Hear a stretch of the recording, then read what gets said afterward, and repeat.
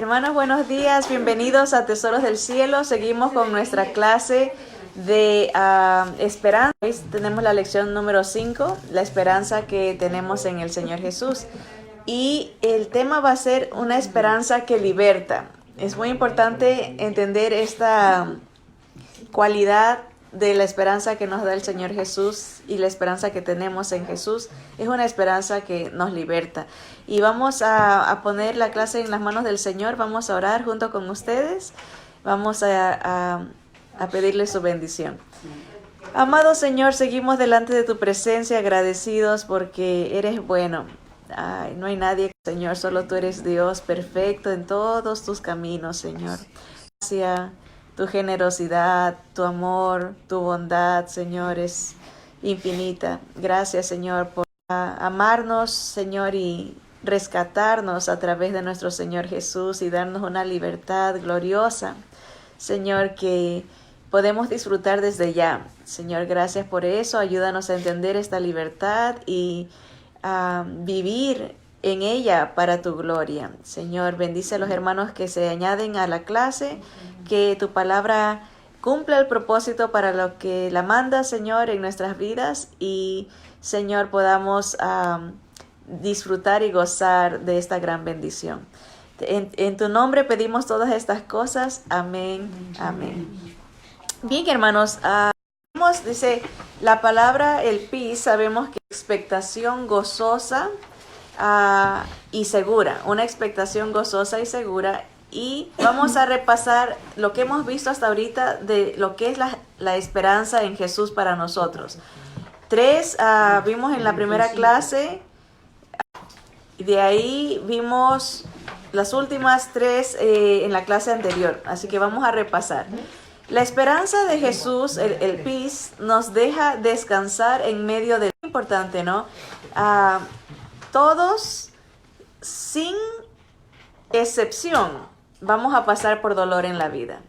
Sea dolor físico, dolor emocional, dolor espiritual. Hay dolores. Y el Señor es mi esperanza. Puedes descansar en medio de ese dolor. Y vimos la historia del Señor Jesús, como en medio de la muerte estaba en la esperanza porque tenía a su Padre al lado. Descansaba en esa seguridad de que su Padre estaba en control de todo. En nuestro caso, nosotros descansamos en la seguridad de que el Señor Jesús está con nosotros en toda adversidad. Vimos que la esperanza de Jesús, el PIS, causa también persecución, acusación, burla, incomprensión por los que no creen.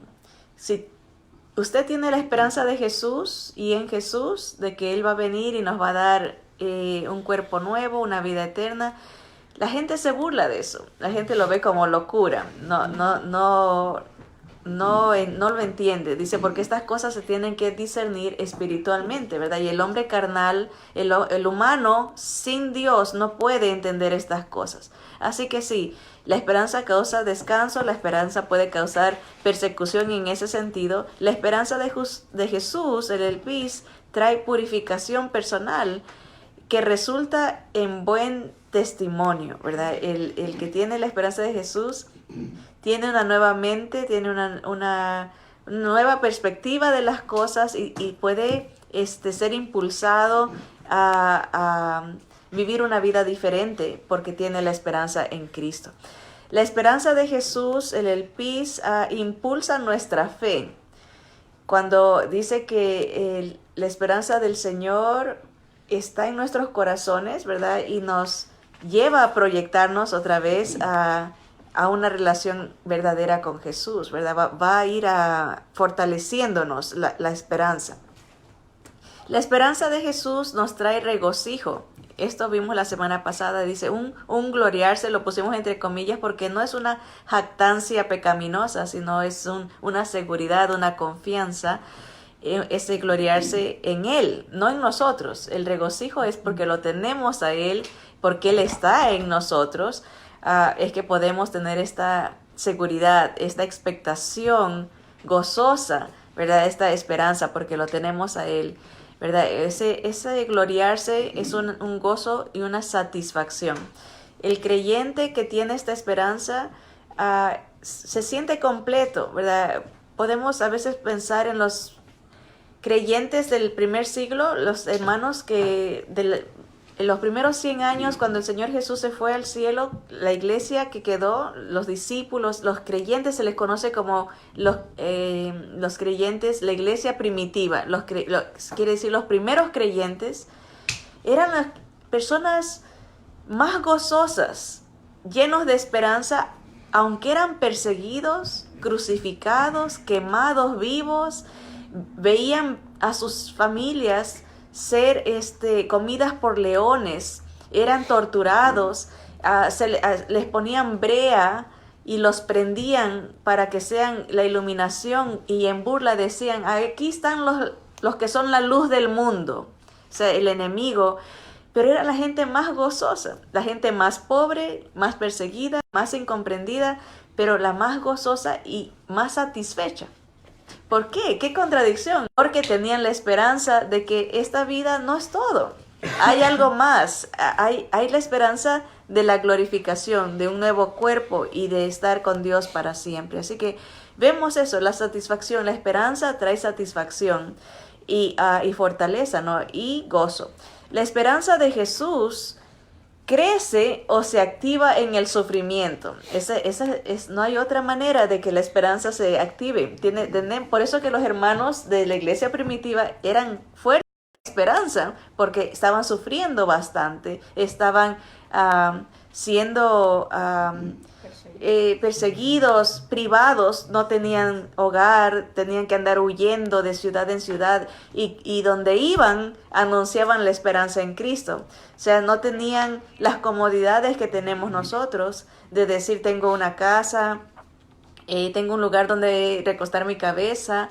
Ellos no lo tenían, y ellos estaban llenos de la esperanza de Jesús, porque la esperanza se activa en el sufrimiento. Vimos la semana pasada que es un proceso, ¿no? El sufrimiento trae perseverancia, es el primer paso. Después entereza, que vimos que es tener carácter, compostura es la palabra, o sea, que no me descontrolo. Hay gente que pasa algo y ya se desespera. Eso es no tener carácter. Un carácter espiritual es persevero, estoy tranquilo, estoy compuesto, estoy en inglés se dice all together, todo junto, no como gallina sin cabeza. ¿Has visto? Alguna vez, no sé, dicen, una vez me tocó ver una gallina sin cabeza, corren como locas, ¿verdad? Desesperadas, ¿verdad? El creyente no, en medio de la tribulación, del sufrimiento, persevera, crece en su carácter, porque aprende a controlar sus emociones y a ponerlas en control, bajo la dirección de la esperanza de Jesús. Y por eso dice perseverancia, carácter, entereza, compostura, y de ahí viene la esperanza. La esperanza nos deja proyectarnos de esa manera. Entonces es un entrenamiento cada vez que pasamos por sufrimientos o dolor. Y el Señor fue nuestro mejor ejemplo de cómo Él conservaba la visión, ¿no? Conservaba la compostura. Él decía, no se haga mi voluntad, sino la tuya. Pero Él oraba de esa manera, nos enseñó. Así que la esperanza es muy importante para poder crecer en este proceso de perseverancia y crecimiento en el Señor. Y por último, la semana pasada vimos que la esperanza de Jesús, el peace, no nos avergüenza, no nos va a fallar. Ni tampoco nos debe de dar vergüenza hablar de esta esperanza, porque eso es algo seguro, es algo garantizado, ¿no? Cuando alguien tiene algo yo sé que todos, la gran mayoría, hemos hecho esto, ¿verdad? Que cuando algo nos ha funcionado, alguna medicina, como nos ha funcionado, nosotros vamos y le decimos a otro, mira, esto funciona, porque aunque no somos, si te tomas de esta manera, lo recetamos, lo tratamos y lo digamos como profesionales, ¿verdad? ¿Por qué? Porque hemos pasado por el proceso y hay algo que ha sido garantizado, ya lo hemos experimentado, entonces decimos, te lo puedo recomendar. Igual con el Evangelio. Si nosotros hemos experimentado la esperanza que recibimos, el poder de Dios en nosotros, la transformación, la vida espiritual que el Señor nos ha dado, podemos garantizarle a otros, decirle, mira, esta esperanza es real, esto lo que Dios me dio es verdad.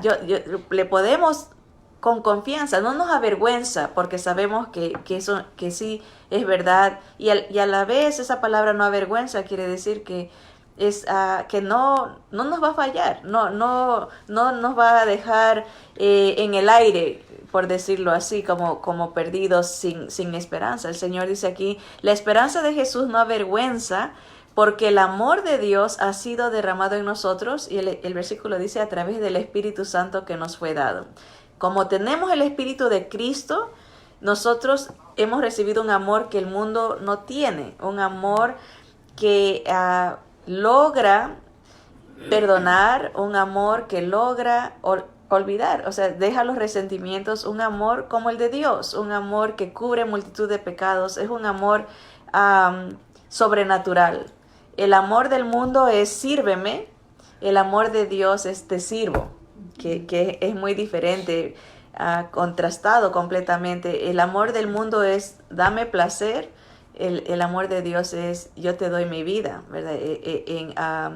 En servicio, ¿no? Así que en ese sentido, la esperanza de Dios no nos avergüenza, porque tenemos al Espíritu de Cristo en nosotros, que es la garantía de nuestra resurrección, de nuestra transformación, es la garantía de nuestra glorificación.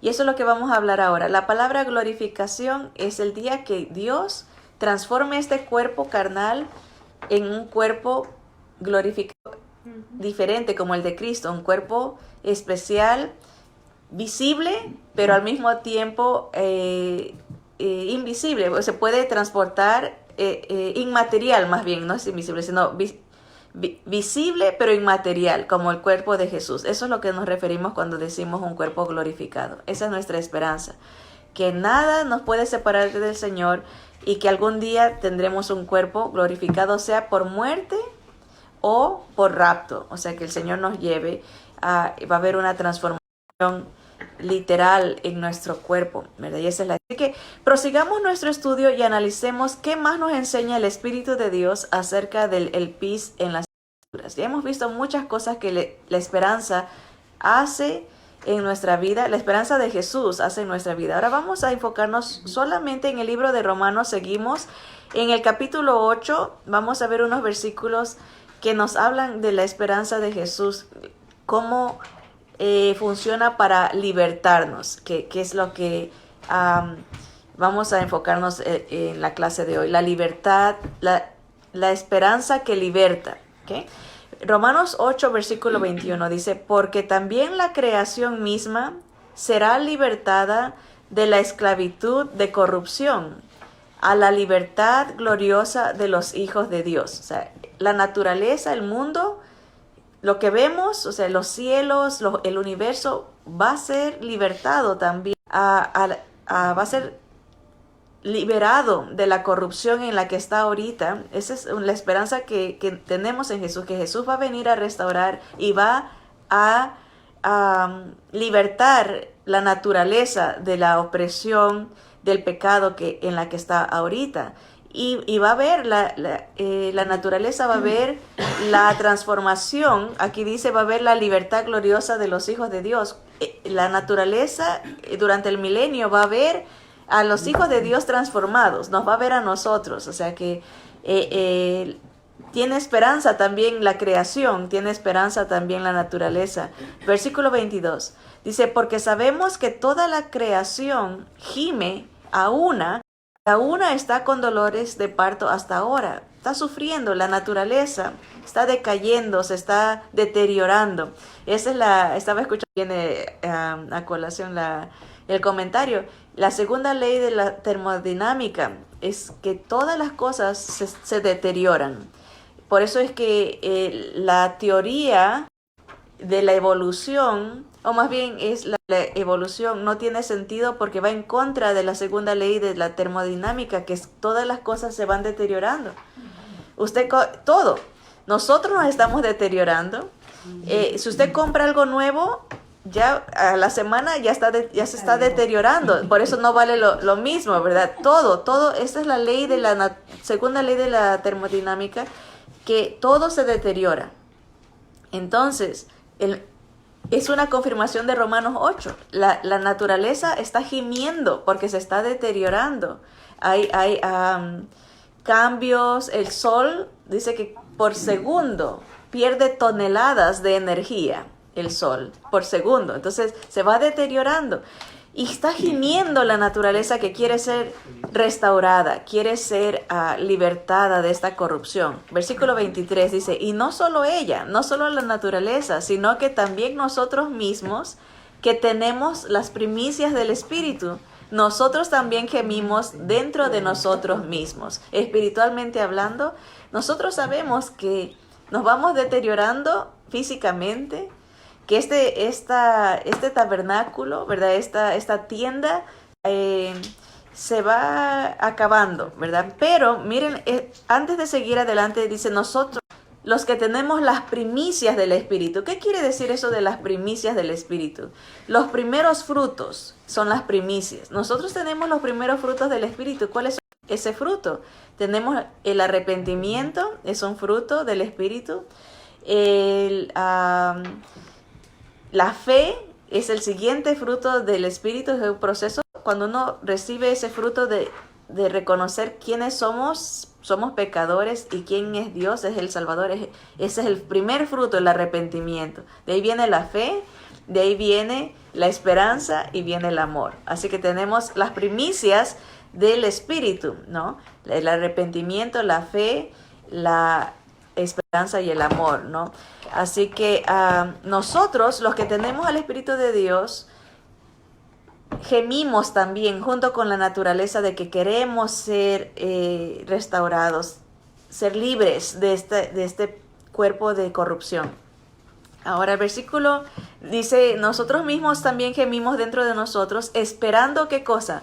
La adopción, la redención de nuestro cuerpo. O sea, el día que el Señor nos transforme, sea por rapto o sea por muerte, al creyente en Cristo Jesús, en ese momento somos adoptados por Dios. Él nos recibe, somos redimidos, somos comprados, se nos da un nuevo cuerpo, se nos da un nuevo estado. En este caso, como digo, es físico-espiritual, porque sí se ve, pero es inmortal, un cuerpo diferente. Dice, porque en esperanza fuimos salvos. Noten ahí, por eso les puse más oscuro la palabra esperanza. Ahí está el peace. Esa esperanza de Jesús, en esa esperanza de ser adoptados, en esa esperanza de ser regenerados, esa esperanza de ser redimidos, comprados, fuimos salvos. El problema es que muchas veces se da un evangelio que no anuncia esta esperanza, ¿verdad? O sea, a veces se enfoca y casi ya ni se oye hablar mucho del infierno, sino se dice, ven, se anuncia un evangelio de ven para que todo te vaya bien, ven para que seas feliz, ven para que seas próspero, pero el evangelio del Señor no es de este mundo. Él nos está proyectando a la esperanza de ser regenerados, de ser dados un nuevo cuerpo donde ya no haya más corrupción. Dice, en esa esperanza fuimos salvos. Dice, pero la esperanza que se ve no es esperanza, porque lo que alguno ve, ¿a qué esperarlo? Si el Señor nos hubiese dado un cuerpo glorificado en el momento de creer, ¿ya para qué esperamos su venida? ¿Para qué esperaríamos su glorioso despliego de poder que va a ser cuando nos lleve, cuando nos cambie, cuando Él venga a reinar?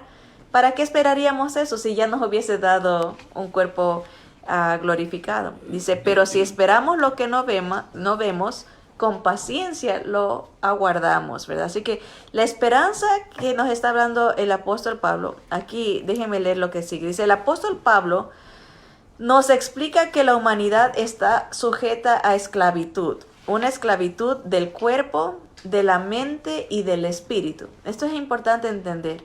El cuerpo la mente y el espíritu sin Jesús está esclavizado al pecado.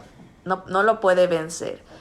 Esta esclavitud se hace mucho más evidente por la ley de Dios. En el momento que entendemos la ley de Dios, entendemos cuán necesitados estamos nosotros de Dios, porque no podemos cumplir la ley, ¿verdad? Si solamente 10 mandamientos que se nos ha dado o que nos enfocamos los gentiles, no se pueden. Ninguno de nosotros podemos decir yo no he mentido. ¿Quién puede alzar la mano y decir yo no he codiciado nada? A cada ratito, ¿por qué creen que los comerciales tienen tantos, cuestan bastante? Porque tienen un poder de alcance, porque uno ve, ¡ay, qué bonito es! Yo quiero eso. Empieza la codicia, está en nosotros, ¿verdad? No nos conformamos con lo que tenemos, ¿verdad? Nadie puede decir yo no he caído en eso. O dice, por ejemplo, el Señor, oíste que fue dicho, no matarás, pero yo te digo que si te enojas contra tu hermano ya eres culpable. ¿Quién de nosotros puede decir yo no me he enojado? Nadie, ¿verdad? Entonces todos estamos bajo la ley de Dios nos ayuda a ver cuán corrompidos, cuán contaminados estamos con el pecado. Entonces, por eso dice, esta esclavitud del cuerpo, de la mente y del espíritu se hace mucho más evidente por la ley de Dios. Si no hubiera ley, eso está discutiendo Pablo, dice, si no hubiera ley, no me daría cuenta que soy pecador, pero como hay ley, eso aumenta mi conocimiento de mi estado. Dice, porque todo ser humano, aunque sabe que la ley de Dios es buena, no la puede cumplir aunque quiera, porque hay otra ley en nuestros miembros y esta es la ley del pecado. Entonces está la ley de Dios, pero también hay otra ley, la ley del pecado, a la cual todos nos sometemos mientras no tengamos a Cristo en nuestra vida. Pero por Jesús, otra ley se puede activar en nuestras vidas. Esto es la ley del Espíritu. Entonces vemos 3 leyes aquí. La ley de Dios, la ley del pecado y la ley del Espíritu de Jesús, el Espíritu de Cristo que viene a nosotros los que creemos en Él, ¿no? Dice, o lo que se conoce como un nuevo nacimiento. En el momento que el Espíritu de Jesús viene a nuestras vidas, somos declarados nuevas criaturas, ¿verdad? Entonces, vamos en un proceso, porque el Señor está diciendo, esta esperanza que yo te estoy dando es una esperanza en la salvación de que vas a ser regenerado, vas a tener un nuevo cuerpo, vas a ser restaurado, vas a ser redimido, esa es la palabra, vas a ser comprado. Ahora, para entender esto vamos a retroceder un poquito, aunque después regresemos al capítulo 8. En Romanos 7, Pablo lo explica de esta manera. Dice, de manera que la ley a la verdad es santa y el mandamiento santo, justo y bueno. La ley de Dios es perfecta, dice la palabra de Dios. Luego, ¿lo que es bueno vino a ser muerte para mí? Es la pregunta. Dice, en ninguna manera, no, sino que el pecado, para mostrarse pecado, produjo en mí la muerte por medio de lo que es bueno, a fin de que por el mandamiento el pecado llegase a ser sobremanera pecaminoso. En otras palabras, aquí está la ley que me está acusando. No es que la ley es mala, es perfecta, pero aumenta mi nivel de pecaminosidad porque la quebranto. Ahora, versículo 14.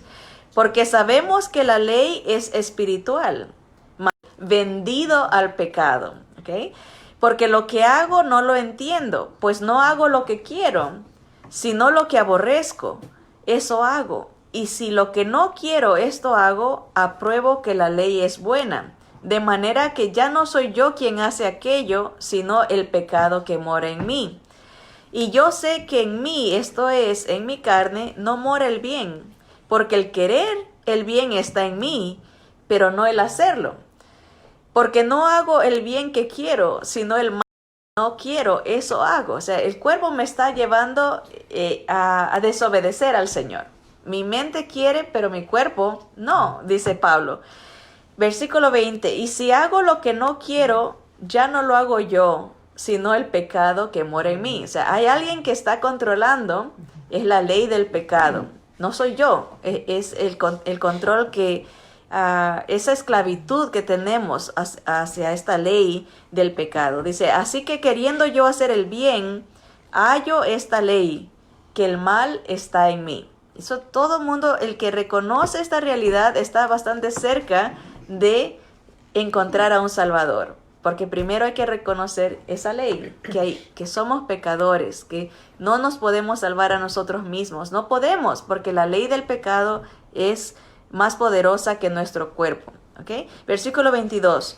Porque según el hombre interior, me deleito en la ley de Dios, pero veo otra ley en mis miembros que se rebela contra la ley de mi mente. Aquí vemos otra ley, la ley de mi mente. Hay cosas que yo quiero hacer, pero mi cuerpo no me va a dejar, dice Pablo, hablando antes de tener al Señor Jesús. Todo esto es antes. O sea, una persona que no ha nacido de nuevo, no tiene el Espíritu de Dios, no puede hacer la voluntad de Dios, porque hay una ley que lo tiene aprisionado, es la ley del pecado, la ley mental, la conciencia. El ser humano tiene compás dado por Dios, moral. Es la única criatura de todo el universo que tiene esa imagen de Dios, esa imagen moral, un compás de entendimiento que es el bien y el mal. Pero aunque haya esa ley, la conciencia, el cuerpo no le deja a la ley de la mente vencer mientras no tenga a Jesús, al Espíritu de Cristo. Entonces esa es la situación triste de la humanidad. Dice el versículo 22, dice, vámonos al 24, cómo Pablo se ve antes de Cristo. Dice, qué situación tan triste, ¿no? Soy esclavo de mi propio cuerpo, del pecado. Dice, ¿quién me librará de este cuerpo de muerte? Noten la conexión, está hablando del cuerpo y después, esto es en Romanos 7 y en Romanos 8 nos está hablando de la esperanza de un nuevo cuerpo. La esperanza de la redención, de la glorificación. ¿Quién me va a librar de este cuerpo? Y la respuesta es, gracias doy a Dios por Jesucristo nuestro Señor. Ahí está la respuesta. ¿Quién nos libra del cuerpo de muerte? Jesús. Porque Él en su cuerpo, Él pudo cumplir toda la ley de Dios a perfección. Él pudo obedecer en todo para darnos Él su justicia y tomar nuestra pecaminosidad. Dice que Él fue hecho pecado sin pecado, ¿verdad? Toma es un intercambio. Dame tu pecado, yo te doy mi justicia. Por eso el que tiene a Cristo dice, gracias por Jesús, que Él nos libra de este cuerpo de muerte y nos da esta esperanza de un nuevo cuerpo, una restauración de todas las cosas. Bien, quería compartirles esta historia que se me vino a la mente antes de seguir y leer en Romanos 8 otra vez. Hace un par de años atrás, en la cárcel donde sirvo, llegó un abogado transgender a dar una plática a todos los policías, a los sargentos, a los capitanes, al personal de la cárcel y por ende a los capellanes que servimos ahí. Y él, que ahora era ella, llegó vestido con un traje profesional de falda y saco, ¿no? Con su maletín, abogada ahora, ya se había cambiado el nombre, se había operado, todo era ella, era mujer ahora. Y venía para explicar las nuevas leyes a favor de las personas transgender, en el caso aplicable al mundo de la ley de la policía, ¿verdad? Por ejemplo, si se arrestaba, él decía, si un policía arrestaba a alguien que biológicamente se veía como hombre, pero se identificaba como mujer, y ese policía al arrestarlo no usaba el pronombre personal correcto, por ejemplo, le decía el individuo, en lugar de decir eran sujetos a un juicio, y decía el Código Penal, digamos C458, dice que si tú haces eso, te pueden ¿cómo se llama cuando te llevan a juicio? Te pueden demandar, sí, te pueden demandar. Entonces estaba explicando todo esto y para explicar esto, ella tuvo que hablar de su vida, cómo el proceso tuvo que ir por años de tratamiento psicológico antes de que le hagan la operación y cómo perdió a su familia porque explicó que sus padres no estaban de acuerdo con esa decisión, cómo fue difícil el día que ya ella entró al trabajo. Acuérdense que era un abogado de prestigio, él era de origen asiático y tenía como le llaman, el gabinete de abogados, ¿no? Y llegó el día que tuvo que llegar ya vestido de mujer. Bueno, estaba dando toda su historia, ¿no? Y llega al punto y dice que en el mundo donde ahora él se ve aceptado, ¿no? Había gran incidencia de suicidio, que varios amigos de él que habían pasado por este proceso se habían suicidado. Entonces todos los policías, eran como 60 policías en el auditorio. Estaba yo ahí, yo estaba escuchando acerca de la angustia que él está pasando porque decía, nosotros no estamos conformes con nuestro cuerpo. Y lo llevamos y lo sometemos a un proceso de operación, de cambio. Y yo estoy pensando, nosotros traemos un mensaje de cambio de cuerpo por Jesús, ¿verdad? Y no cuesta nada, no tienen que cortarte nada. Jesús sufrió todo, el costo, el dolor, la mutilación, la sufrió Jesús para que nosotros podamos ser libres y poder tener el cuerpo que en verdad queremos tener, que es el cuerpo glorificado, libre de pecado. Bueno, él dio su plática y dijo al final, ¿alguien tiene alguna pregunta? En medio de todos los policías y todo, yo levanté mi mano y le dije, yo soy capellana de este lugar y te doy gracias por compartir tu historia. Le digo, pero no puedo dejar de hacerte este comentario. Nosotros predicamos un evangelio, un mensaje de cambio a través de Jesús.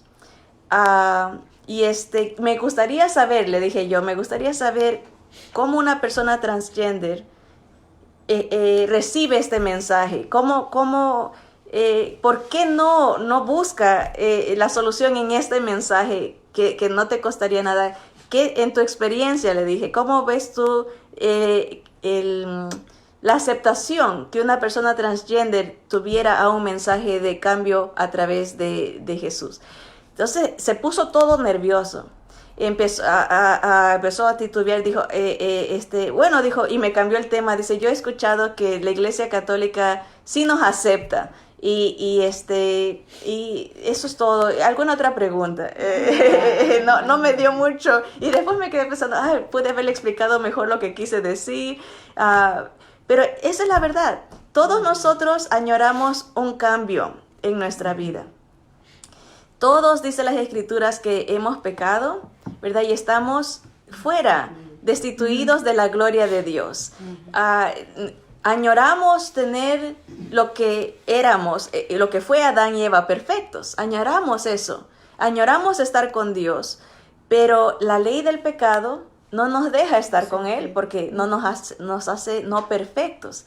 Pero Dios en su amor ha hecho un intercambio para darnos un nuevo cuerpo.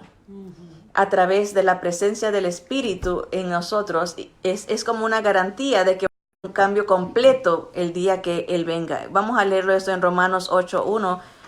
Romanos 8.1 dice, ahora pues ninguna condenación hay para los que están en Cristo. Y es la persona que ha experimentado el nuevo nacimiento, la presencia del Espíritu de Dios que viene por el arrepentimiento, el entendimiento de que necesitamos este Salvador que nos va a dar un nuevo cuerpo, y nos da poder sobre el cuerpo que tenemos ahorita.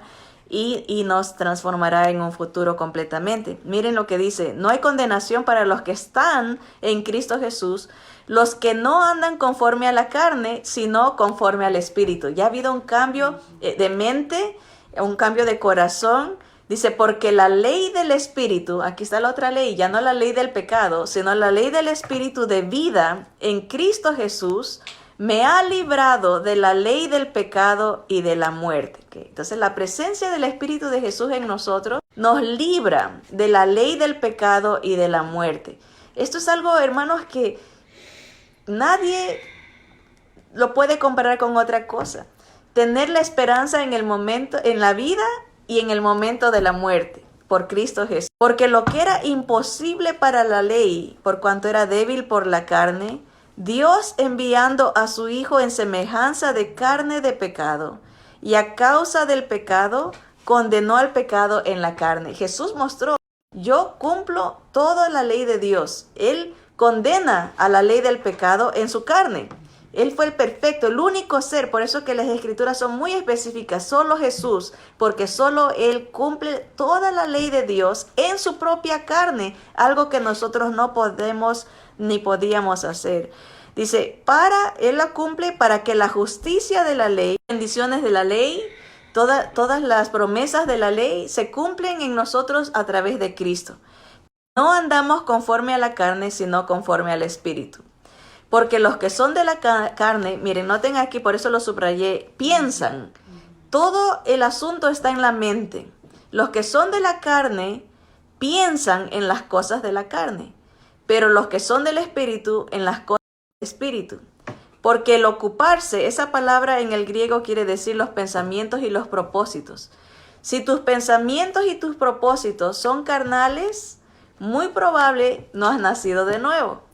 Si tus pensamientos y tus propósitos son espirituales, esto es para cosas para la gloria, es garantía de que has nacido de nuevo. Por eso dice, porque el ocuparse de la carne es muerte, pero el ocuparse del Espíritu es vida y paz. Por cuanto los designios de la carne son enemistad contra Dios, porque no se sujetan a la ley de Dios, ni tampoco pueden. Esto es importante entender. A veces le decimos al mundo, tienes que hacer esto, y haz esto, porque si no, Dios esto, y Dios, tienes. No pueden. No pueden si no nacen de nuevo, porque sus pensamientos no han sido transformados por la presencia del Espíritu Santo. Esto dice aquí, no se pueden sujetar a la ley de Dios, porque no tienen a Jesús en su corazón. Por eso es importante saber a quién le hablamos en la iglesia. Si son creyentes, claro, se pueden sujetar en obediencia, pueden sujetarse en la esperanza, pueden sujetarse en propósito, ¿verdad? En la mente, ¿no? Pero si no tienen al Señor Jesús, no tiene sentido esto. Miren el versículo, dice 7, por cuanto los designios de la carne son enemistad contra Dios, porque no se sujetan a la ley de Dios ni tampoco pueden. Y los que viven según la carne no pueden agradar a Dios. No se puede, están sujetos a la ley del pecado. Mas vosotros, ahí viene el cambio, no vivís según la carne, porque ya tenemos al Espíritu del Señor, sino según el Espíritu de Cristo, ¿verdad? Ya vivimos en con otra mentalidad. Dice, si es que el Espíritu de Dios mora en vosotros, y si alguno no tiene el Espíritu de Cristo, no es de él. No, es así de sencillo. Tienes que tener al Espíritu del Señor para experimentar esta esperanza, para tener esta libertad de la ley del pecado. Ahora, entonces, y si el Espíritu de aquel que levantó de los muertos a Jesús mora en vosotros, el que levantó de los muertos a Cristo Jesús vivificará también vuestros cuerpos mortales por su Espíritu que mora en vosotros. Es importante tener el Espíritu, porque el día que el Señor nos llame, si tenemos al Espíritu de Cristo en nosotros, ese Espíritu nos va a vivificar, nos va a dar un cuerpo nuevo, nos va a resucitar. El que no tiene el Espíritu del Señor no va a resucitar para vida, resucitará para muerte. Es importante la presencia del Espíritu Santo, ¿verdad? Así que, hermanos, dice, deudores somos, no a la carne, para que vivamos conforme a la carne, porque si vivís conforme a la carne, moriréis. Mas si por el Espíritu hacéis morir las obras de la carne, viviréis. O sea, el Espíritu, no podemos ser agradecidos a nosotros mismos, decir, yo soy muy espiritual, porque no, por nosotros no podemos. No somos deudores a nuestra carne, es decir, mis obras. Somos deudores al Espíritu de Jesús, a Cristo Jesús, quien nos ayuda a vencer la ley del pecado en nuestro cuerpo. Dice, porque todos los que son guiados por el Espíritu de Dios son hijos de Dios. Acuérdense de la mente, los que son guiados por el Espíritu de Cristo son hijos de Dios.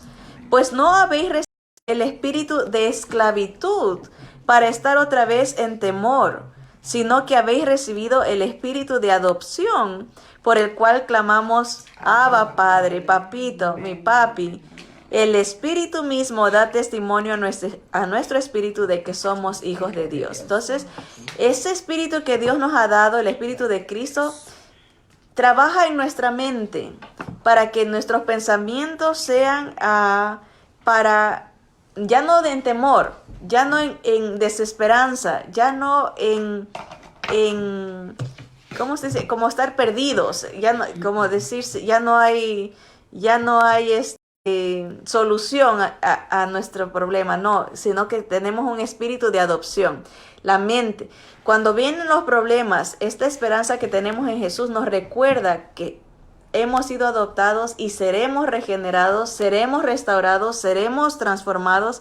Esa es la mentalidad del que tiene el Espíritu de Cristo. No una mente de temor, de derrota, de desesperanza, de pecado, sino de victoria. En Cristo tengo esta esperanza, tengo esta realidad, la adopción, el nuevo cuerpo. Dice, miren, noten aquí el versículo 17, y si hijos, también herederos, herederos de Dios y coherederos con Cristo, si es que padecemos juntamente con Él, para que juntamente con Él seamos glorificados. Realmente somos agradecidos al Señor porque Él nos da de su Espíritu y ese Espíritu nos garantiza una herencia. Acuérdense en el nombre, la palabra de arras en el español. En inglés se traduce la garantía. Jesús nos da su espíritu, que es la garantía, es las arras para el día de la redención, para el día de las bodas. El día que el Señor venga, va a buscar a su novia, la que tenga la garantía al espíritu. El que tiene el espíritu de Cristo tiene una herencia, es coheredero de Cristo, ¿verdad? Y ¿verdad? Dice, pero es que padecemos juntamente con Él para que juntamente con Él seamos glorificados. ¿En qué consiste este padecimiento? Negarse a uno mismo. La carne va a seguir molestando hasta que el Señor nos transforme, hasta que el Señor nos dé un nuevo cuerpo. Esa ley del pecado ya no se puede enseñorear, dice, ya no tiene control, pero va a querer seguir molestando. Entonces, ¿dónde está toda la guerra? Está en nuestra mente. Porque el que es de la carne piensa en las cosas de la carne, pero el que es del Espíritu piensa en los propósitos y los pensamientos de Dios. Esto es cosas que le traigan gloria a Dios. Entonces la carne va a estar batallando hasta el día que el Señor nos lleve, pero el Señor nos da la facultad, nos habilita para vencer la ley del pecado que guerrea en nosotros, ¿verdad? Porque ya hemos sido sellados con el Espíritu Santo de la promesa. Dice, pues tengo por cierto que las aflicciones del tiempo presente no son comparables con la gloria venidera que en nosotros ha de manifestarse. Va a haber algo glorioso que se va a manifestar en nuestros cuerpos, porque el anhelo ardiente de la creación es el aguardar la manifestación de los hijos de Dios. La naturaleza quiere ver esta transformación nuestra y la transformación de sí mismo. Dice, porque la creación fue sujetada a vanidad. Vanidad, esto quiere decir a futilidad, quiere decir no da fruto. La creación fue sujetada a destrucción, a muerte, a deterioro. Fue sujetada por el pecado, está esclavizada al presente. Dice, no por su propia voluntad, sino por causa del que la sujetó en esperanzas. El Señor permitió esto para que podamos añorar el cambio, añorar la restauración de todas las cosas, añorar el poder, la manifestación del poder de Dios en nuestro cuerpo. Así que podemos entender el trasfondo de esta esperanza. La esperanza que tenemos los creyentes es la manifestación gloriosa del Señor Jesús, quien nos transformará a su imagen. Nos librará de este cuerpo de muerte y nos dará un cuerpo glorioso semejante al de Él, un cuerpo sin relación al pecado. Por eso la salvación es un todo, no es un solo presente, no es un pasado solamente, sino es un pasado, presente y futuro. En cómo Jesús lidia con el pecado. En el pasado paga la deuda que teníamos nosotros. Somos libres, ya nos compra, redimidos. En el presente nos habilita para vencer el cuerpo de muerte. Ya el pecado no se enseñorea de nosotros. Podemos decirle, estate quieto, quédate aquí, ya no me molestes. Yo tengo el Espíritu de Cristo, ordeno mis pensamientos. Me habilita para vencer al pecado en el presente. En otras palabras, para paga la deuda y me da poder en el presente para vencer el pecado a diario. Y en el futuro me libertará de la presencia del pecado. El Señor me dará un nuevo cuerpo. Entonces la salvación es para nosotros en un pasado, presente y futuro. El Señor ya todo lo ve como presente, ya nos ve glorificados al lado de Él. Pero para nosotros que estamos sujetos al tiempo, tiene que ser en ese proceso. Paga la deuda del pecado, ya no le debemos a Dios más porque Cristo cumple toda la ley y sufre nuestra penalidad. En el presente tenemos poder sobre el pecado. Esa es nuestra garantía del Espíritu Santo, y en el futuro seremos libres de la presencia del pecado, que es la glorificación. Entonces esa es nuestra esperanza. Vivimos en la esperanza de lo que Cristo hizo por nosotros, somos de Él, estamos en Él, en la salvación de Él, y vivimos por Él. O sea, y eso es lo que vamos a ver, esas preposiciones, la esperanza de Jesús, en Jesús y por Jesús. Somos de Él, garantizado por el Espíritu de la presencia. Estamos en Él, vivimos cada día proyectados en los pensamientos que glorifican al Señor, la esperanza, y seremos transformados por Él. Así que la esperanza del Señor es completa, es real, está disponible todavía para todo el que la quiera recibir. Hemos visto, hay gente que batalla con deseos de cambio físico. Ya no quiero ser hombre, ahora quiero ser mujer. Ya no quiero ser mujer, ahora quiero ser hombre. Pero el Señor dice, mira, yo te puedo cambiar sin que sufra tu cuerpo, porque algún día te voy a dar un cuerpo nuevo, pero puedo cambiar tu corazón y para que ya no vivas en temor, no vivas en destrucción, ya no vivas en angustia, sino que tengas el Espíritu mío que te ayuda a decirle al Padre, papito, mi papi, que pueda tener una relación con nosotros, Padre, Hijo y Espíritu Santo. Así que, hermanos, dice Pablo, él concluye, dice, deudores somos. Ya viene el Thanksgiving. Si usted quiere dele gracias al Señor por la nueva vida en Cristo, dele gracias al Señor por la esperanza que tenemos, gracias al Señor por el poder que nos da sobre el pecado, sobre la ley que batalla en nuestros cuerpos, para que nosotros podamos vivir vidas gloriosas en el presente, enfocadas en el futuro glorioso que tendremos con Cristo Jesús. Venga Jesús, no se demore, el tiempo se acorta, el tiempo se acaba de esta gracia, así que como dice, disfrute de las primicias, que es el arrepentimiento, la fe, la esperanza y el amor en Cristo. Que Dios nos bendiga y nos ayude a entender esta realidad para vivir vidas con propósito, vidas libres de la ley del pecado, de la ley del temor, de la ley de la angustia, y vidas enfocadas en la esperanza que tenemos en Cristo Jesús. Adelante, mis hermanos, que Dios me los bendiga. Amén. Amén.